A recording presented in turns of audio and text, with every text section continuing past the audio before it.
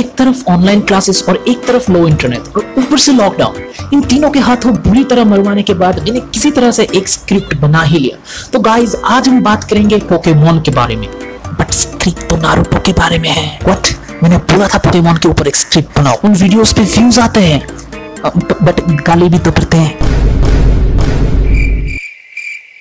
Okay, welcome to this channel जो कि बिल्कुल भी खास नहीं है और आज हम बात करेंगे नारुतो के ऊपर, खासकर अकात्सुकी के ऊपर।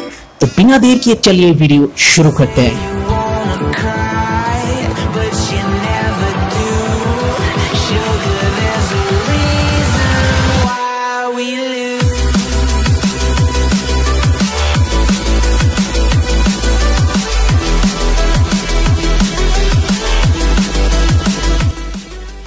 Akatsuki is the main bunch of villain in the series Naruto, जो कि लगभग सभी ने देखा है। अगर किसी ने नहीं देखा है तो सभी 4 सेकंड के लिए ये सुन लो। तो few Akatsukis were awesome, few were loved by all, कुछ बहुत ही ज्यादा hated थे और फिर आता है सासुरी जो साकुरा के हाथों मारा गया। Well, जो भी हो, there is no doubt कि Akatsuki is one of the most loved evil organizations of anime.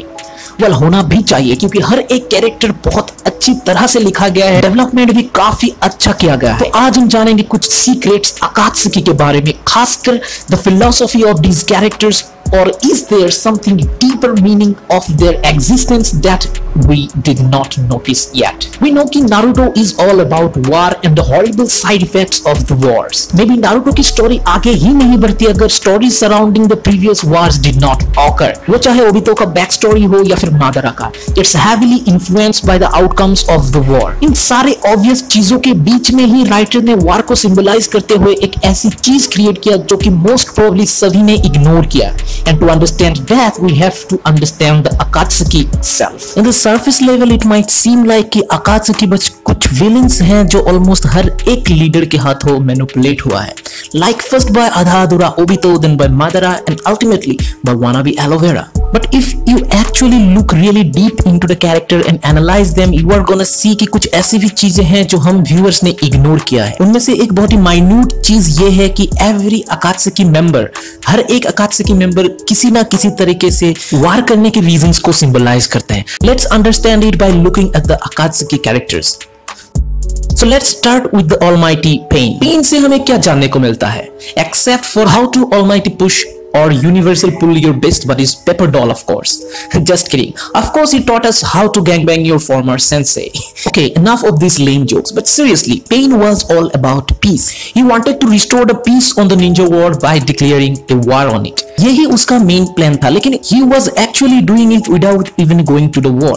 Pain और Akatsuki ने वर्ल्ड को एक कॉमन एनिमी दिया, जिसके कारण जो विलेजेस इतने सालों से एक दूसरे से लड़ रहे थे वो Akatsuki को कॉमन एनिमी मानकर उसके खिलाफ एक साथ मिलकर लड़ने लगे। That was actually clear during the Kazekage rescue mission. Sand and Leaf दोनों बहुत पुराने एनिमी थे, yet they started working together for the sole reason of Akatsuki. ऐसा नहीं है कि Sand और Leaf ने पहले एक साथ काम नहीं किया, उन्होंने पहले भी एक साथ काम किया, लेकिन this mission was very important for the creation of the bond between Sand and Leaf. So इससे हमें पता चलता है कि Pain was actually all about bringing the peace into the world. हमें पता है हिस्ट्री में बहुत सी ऐसी wars है जो बस एक ही रीजन के लिए लड़ा गया था और that was to bring peace. तो Pain जो है वो war for peace इस सिंबल को सिंबलाइज करता है। नेक्स्ट अगर हम मोर ऑब्वियस मेंबर्स को देखें वो होंगे हिदान और Kakuzu. First Hidan, he was all about religion. हम सीरीज में देख सकते हैं कि वो जासिन को कितना ज्यादा मानता है। उसने जितने भी किलिंग्स किए वो सभी जासिन को दिया गया एक सैक्रिफाइस ही था। इट इज एक्चुअली ऑब्वियस कि उसका जो कैरेक्टर है वो वार फॉर रिलीजन को रिप्रेजेंट करता है। Similarly Kakuzu, everything Kakujo ever did was for money and hence he represents the war for wealth. Now let's talk about Kisame and fan favorite Itachi.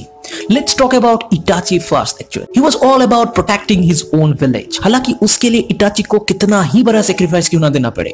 And hence he represented the war for protection. And he's about going to war to protect the things that matters the most to you. Kisame is kind of complicated. To understand his symbol हमें उसकी story को समझना होगा. He was a member of the 7 swordsmen of the Mist. जिसने अपने जान से ज्यादा अपने village secrets को ज्यादा priority दिया. All of this he did because Fubuki asked him to keep these secrets, but उसको बाद में पता चला Fubuki himself was actually selling these secrets to the rival villages. ये जो story है वो किसी ना किसी तरह hypocrisy को symbolize करता है. Hence he represents the war for hypocrisy. I think अब जिस बारे में मैं बात करने वाला हूँ they are kind of most forgotten characters of the Akatsuki. Of course they are Sasori and Deidara, but their symbolism is very deep. वो रिप्रेजेंट करते हैं डिप्लोमेटिक चेंजेस को. ये दोनों ही आर्ट की अलग अलग डेफिनेशंस को मानते हैं.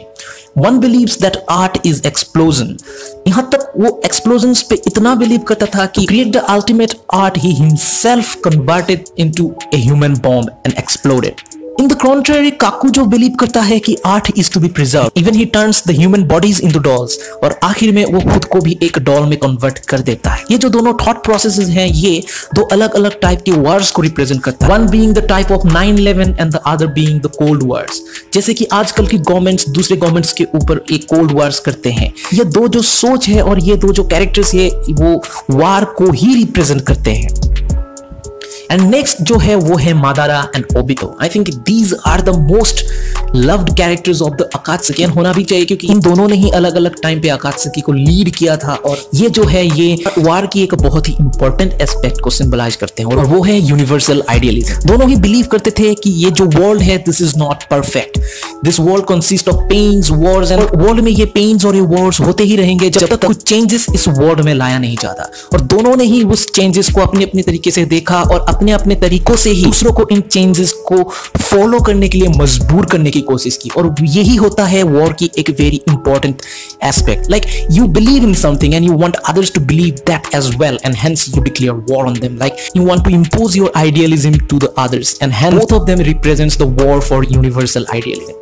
I know all of these aspects sounds a bit stretchy और होना भी चाहिए क्योंकि ये बस एक थ्योरी ही है. किसी भी राइटर्स ने या फिर किसी ने भी इस थ्योरी को अप्रूव नहीं किया है. लेकिन this is what I love about the theory. Writers ने इतने बेहतरीन एक स्टोरी को बनाया है या फिर भी हम जो व्यूअर्स है वो अपने तरफ से एक नए नए इंटरप्रिटेशंस को निकालने की कोशिश करते हैं. अगर आपको थ्योरी पसंद आया है तो hit the like button and subscribe to my channel for more contents like that. And I know this is not a very big channel, but in the last video a guy commented for the shout out and hence I'm doing that. I know this is not a big channel or anything, but shout out to you my friend. Thanks for watching my videos. Please everyone subscribe to my channel. ये 100 subscriber के बहुत ही करीब है. I think अगर आप लोग जब subscribe कर देंगे तो होप मैं 100 सब्सक्राइबर तक पहुंच सकता हूं. Thank you very much for watching this video.